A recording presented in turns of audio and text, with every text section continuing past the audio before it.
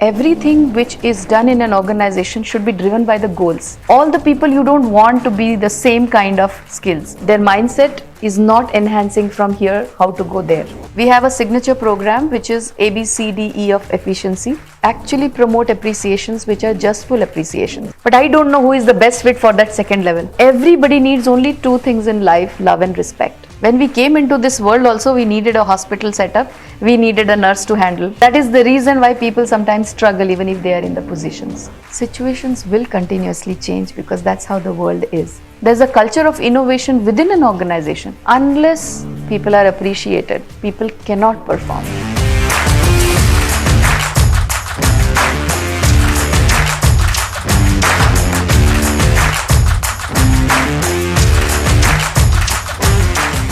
Hi, Namaste, welcome to ITTV. Today's our special guest, Shachi Maheshwari with us, Senior Corporate Performance Coach. She has a 30 years of experience in industry, and from the last 16 years, she is working on different business categories on corporate performance. Hello madam, welcome to ITTV. So, Thank you. To begin with, till now, most of people know personality development or life coaching. These kind of things most of the people know. So, what exactly corporate performance coach? So, What are the topics you deal?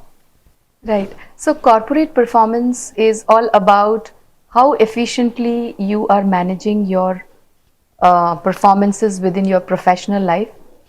I deal with more of professional life, but strongly speaking, even personal life problems. Let's say if a person is not good in time management, he cannot be good in time management in his professional area also.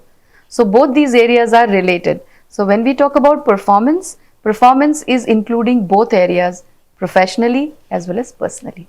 Performance, along with the performance, what are all other areas you deal with? So I deal with efficiency management primarily, where it is art of optimizing time. Are you taking 4 hours work 4 hours, or you're taking more time, or you're taking lesser time? How smartly you're working rather than how much more effort you're putting in a simplest thing. How are you instructing your team, getting the work done? How are you delegating it well? Are you really able to see different qualities in your team and able to take work from them? So senior leadership team in corporates, they sometimes get elevations because of the technical knowledge they have, but the team management skills and the skills to how to appreciate the team, how to see the good in them, that is something which they have not been able to portray, or they have not learned in a way as a subject, and that is the reason why people sometimes struggle even if they are in the positions. So, individual level efficiency and team level efficiency and also organizational level efficiency. Yes. So we do learning and development programs for corporates, where we take leadership teams and we do programs for improving their efficiency, helping them on different areas of time and efficiency management. And for individuals, they can come if they feel that they need executive coaching in particular areas, and they feel that these are the areas I need to work on. Then they come, individually also to us. What are the common challenges you face, or common challenges they will come to you when you are coaching or training the teams? There are various ones actually, because if we see the business owners, they have a challenge that they have reached from here to here, but their mindset is not enhancing from here how to go there. In the same way, if an organization is doing good up to here and then they have not been able to enhance their teams, have successive planning properly, and they don't have teams who can take the teams to the next level. Like if a leader is not developing a succession planning for the next second level, if he goes suddenly, or if there is a vacuum or suddenly something happens, that position cannot be filled in. So I help our corporates to fill up those positions seamlessly. Yeah, in general, this kind of a scenario will arise very regularly, because people will grow, business owners will grow. After growing to one level, they can't think beyond from that point of time. So how this can be taken into the further level. So at that time you can help them or you can guide them how they can go to or achieve next level of their performance. So how do you encourage the culture in organizations to improve the efficiency? See, in any organization, everything which is done in an organization should be driven by the goals. And if those goals are actually mapped to the individual performances, it becomes very easy for an organization to work and achieve those goals. Most of the times, the goals are worked at a different level.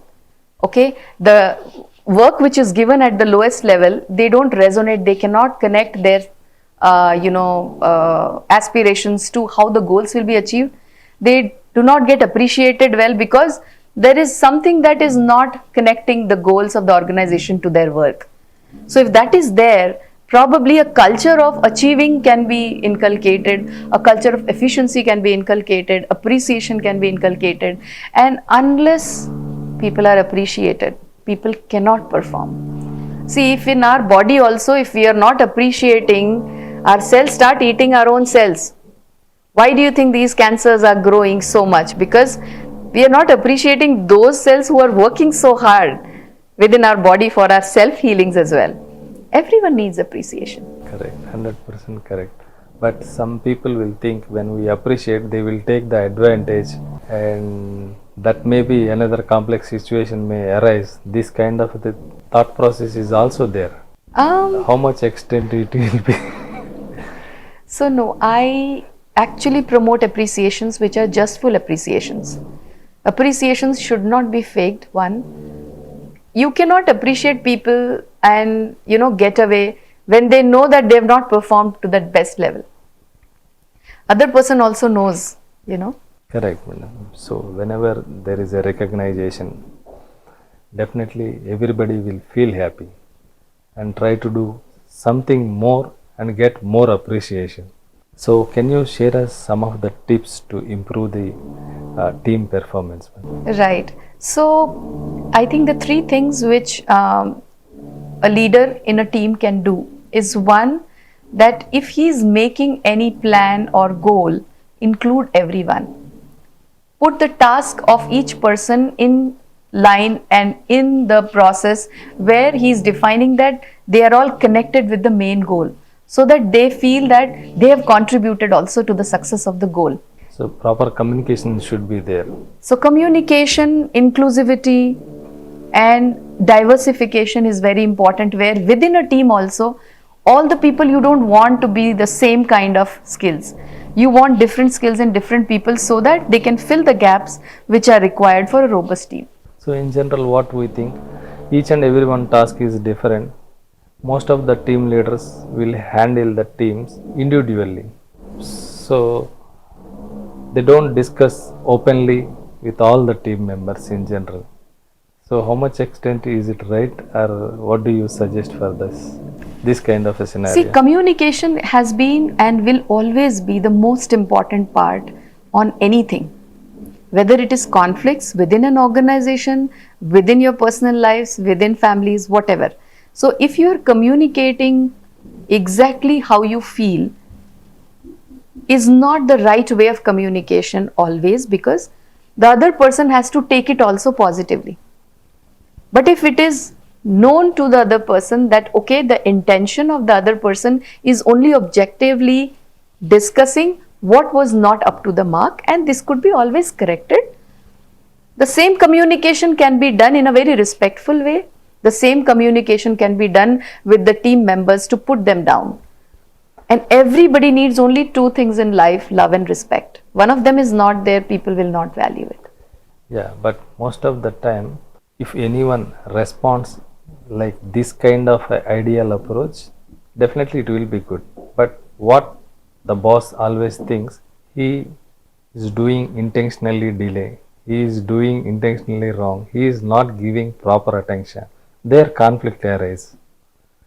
Otherwise, he don't, when he has a good opinion on him, definitely he responds positive only. But when boss is thinking like he is not giving proper attention, he is not doing are doing wrong things intentionally, that kind of a mindset if boss has, then only there will be a big conflict. There are three conflicts here, not just one.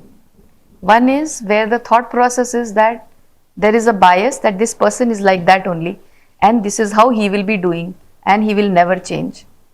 The second is that you have never had a one on one conversation to tell him that this is an expectation from you, and is that so? Which I'm thinking, please correct me if I'm wrong. Why should you need to really do it this way? Why can't you do this way? Is there any problem that you're facing? The other person should also confide in telling the boss the problems that he is facing. But the other thing which is also true is so many times, people, they give problems, they give complaints, but they are not ready to step up on their own performances. And for that, communication, again, how do you communicate, what do you communicate, is very important. So, any coach, how they can help the individuals to understand the individual strengths and get the best efficiency and performance from the individual? So what we do for individuals who come to us is we do a SWOT analysis for them, which is counseling based method, where we evaluate the complete SWOT, the strengths, weaknesses, opportunities and threats for a person. And we actually recommend that if that SWOT is done for those people, they can actually select their team wisely based on what are their weaknesses, so that they can make a good approach over and robust team. This is the first thing that we do, and this helps not just the senior professionals, but this helps the business owners who have multi-businesses. So they have one team who is into real estate, one team who is into some other industry, the other team into other industry. How should he get the work done? How should he actually see whether the work is in the same lines? Because most of the times when business owners come to us, they say that I have 5 businesses. If I go to one business, they start saying so many stories. My all other business problems, they are, that day I cannot handle, because I have to sit there, listening to their stories. And I'm not able to know how much I should listen, how much I should give them to do, and what should be my contribution. So we customize the whole approach for them. We give the job roles for their whole team so that their time is saved. That if in a day, only this much you have to see, and you can be in complete control of all the businesses. That is in executive coaching, we help the business owners to handle that. Yeah, many business owners think of the same way. When businesses grows, they will definitely diversify. After diversifying their businesses, or even in the same business, when they establish different franchises, different location, always they will worry what is happening in other units. So you will give a proper guidance for that. Yes.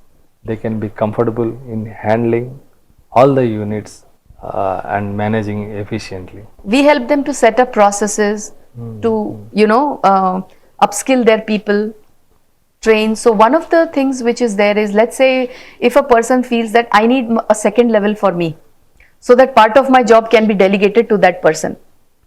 I have 5 more people in my team, but I don't know who is the best fit for that second level.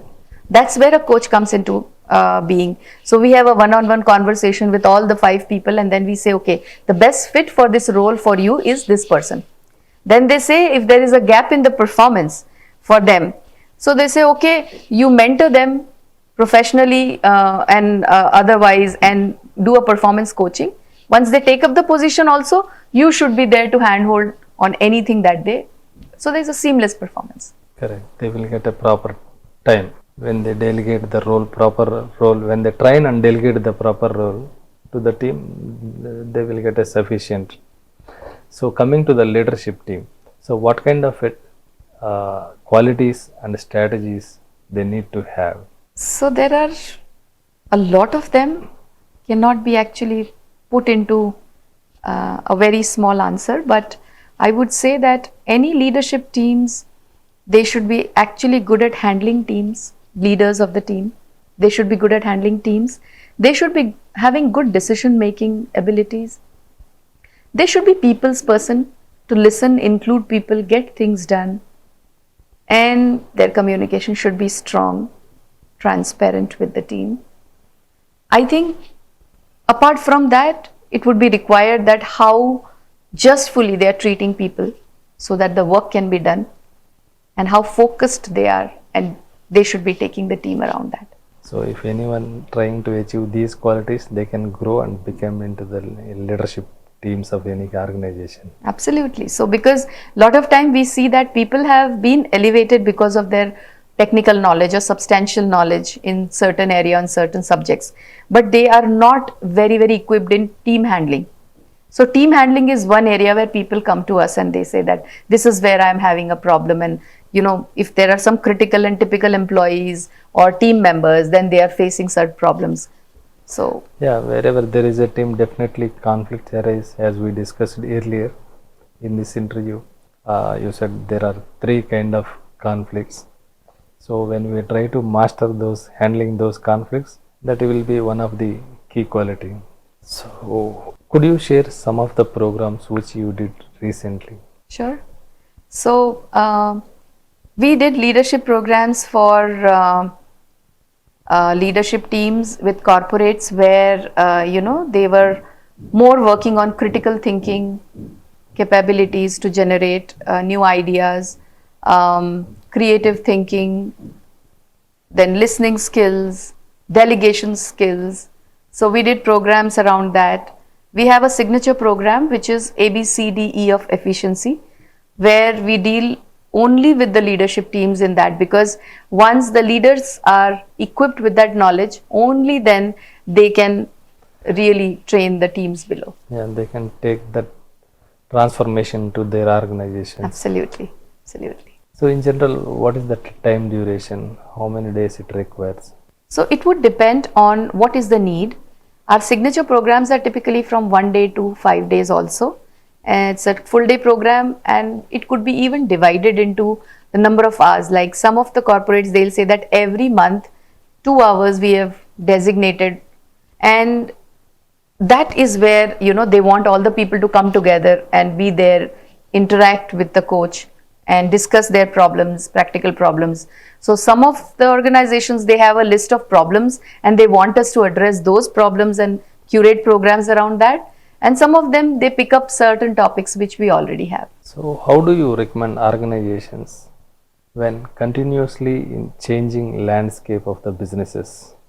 So how they can evolve and grow when situations are continuously changing?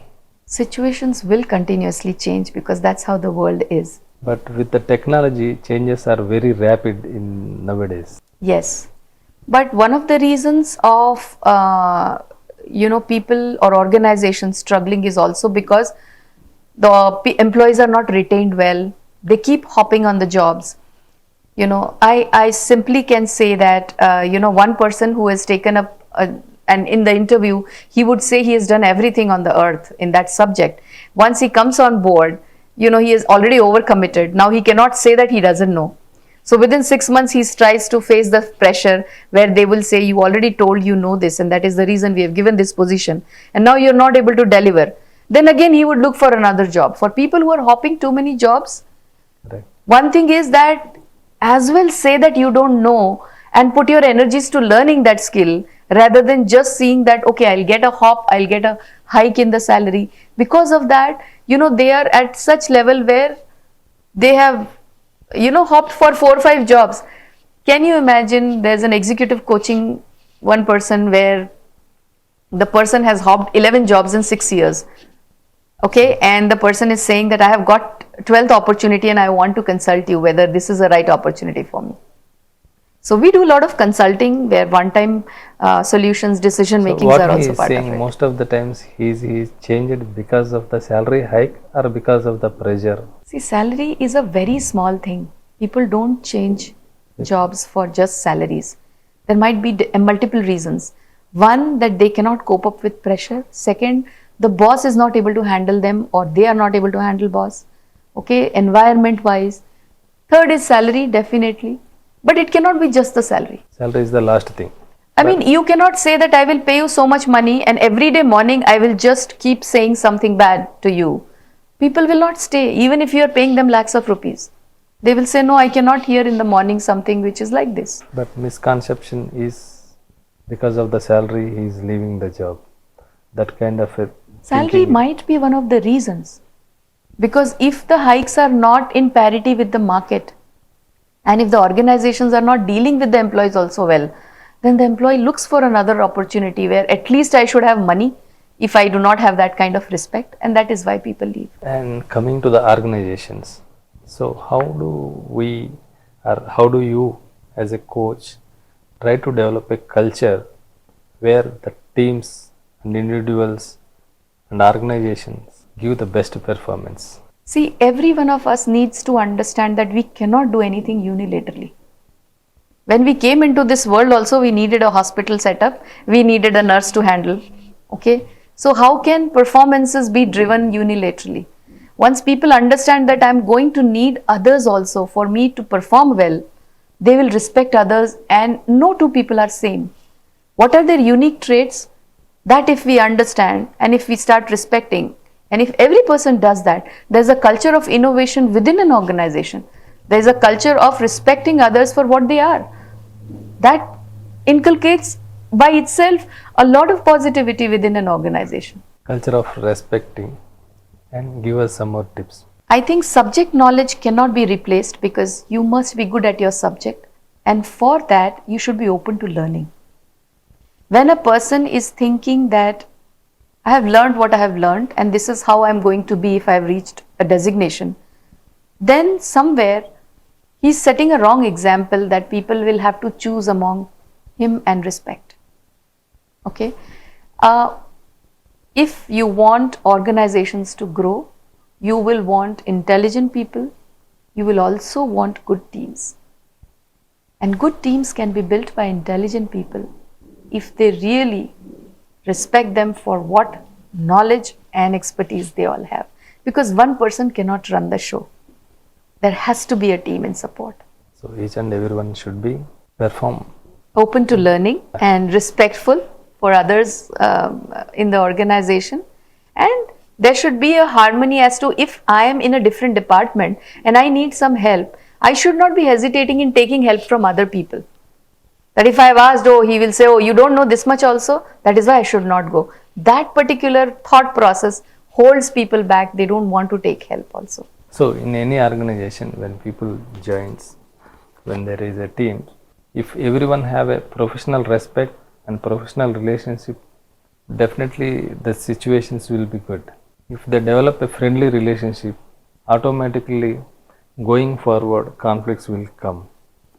So is it affects their efficiency and organization efficiency, or what do you suggest? Is it good to go with a friendly relationship, or is it good to promote only the professional relationship within the teams?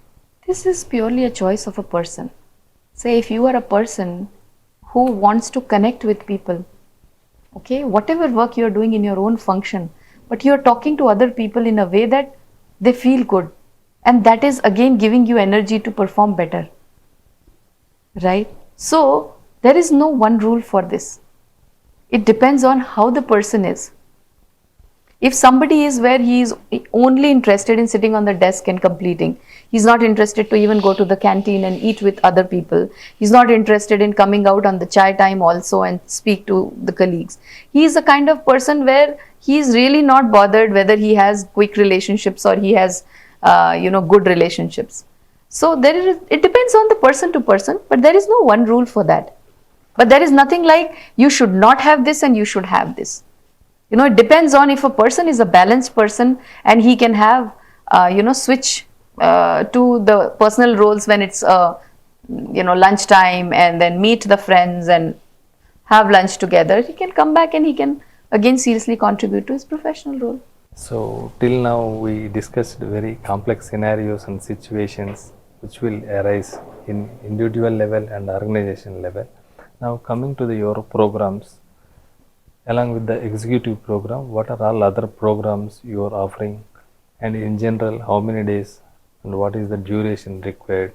So we do programs right from 2 hours to 2 days workshops, where it is it could be actually defined as per the organizational need.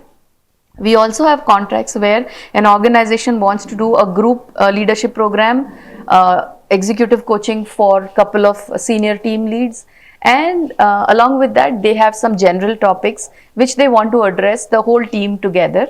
So they have it defined for the different time frames, and we do it for a whole year, and we are backed by that. How people can approach you? People or organization, individuals or organizations, to know more about these courses? So I have a website of my own, www.shachi.com, and Shachi is spelled as SHACHI. You could go on the website, you could search for Shachi Maheshwari. You could see my work on different platforms, LinkedIn, Spotify. I do a lot of YouTube videos for a lot of knowledge sharing. So if people can look at that, I mean, they can be in touch with me anywhere they want. In your whole career of training, only training and coaching, so you trained many individuals and many organizations. So what kind of appreciations you receive from individuals, and also share some of your experiences from the people who trained from you? Sure. So transformations are of different kind. Let's say if there is a person who has come for executive coaching where he says that, I've been struggling for my cash profits to come back, and I have not been able to do it. Can you suggest me? So being a chartered accountant, I also have a backup of numbers, how the people talk about and where they are struggling with. Apart from that, the biggest thing and the important thing is about the mindset. As to, are you really equipped in handling the things which are there in front of you well? So when I see that now that person has started yielding those results after the executive coaching, after the counseling sessions, after the SWOT analysis, people are able to put their strengths into things, and then they come back and they say, you know what, I'm seeing a new confidence in me. They share those things. That's the biggest high for a coach. Because in this world, only two people are responsible and interested in the success of yours. One is you, yourself, and second is your coach, because it's his or her job. So having a right person at the right team is one of the biggest challenge, and that is one of the key success factor. So how we can ensure is the right person at the right place of the organization? There are three ways. One, that whatever people you have chosen as a critical role of the function's head, do you know their SWOT? Do you know their strengths? That is the first thing. If they are putting their teams into place, they should know that I do not have such strengths, I am weak in certain areas.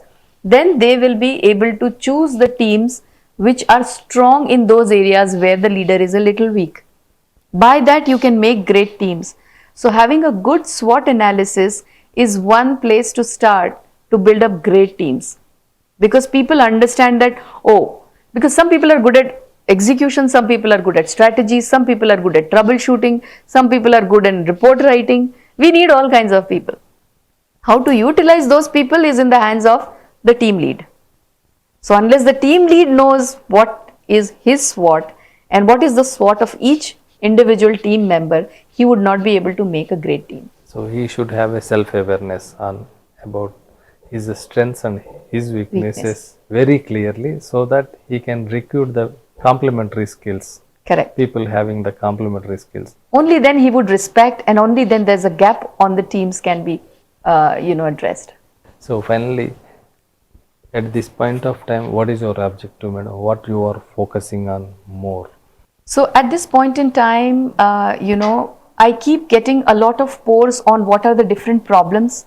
While we do programs, we also get inputs on lot of other problems which are there. I would like to make programs to address corporate problems in every way. And addressing the corporate problems, not just the problems, but the people mindset as to how they can make it better. So going global is one thing which is there in my mind, because now with COVID times, everything has become accessible to the people. So for all people who used to think that executive coaching cannot happen in person, other than in person, Now executive coachings and all leadership programs, they're all happening online. Correct. So reaching out to whatever people need, and help is their way. So if they need, good, come up, take it up. So we are wishing many individuals and organizations will take your help and and they will transform their individual performance and organization performance. Thank you. And also you will grow to the global level and you will do the best for your rest of the life.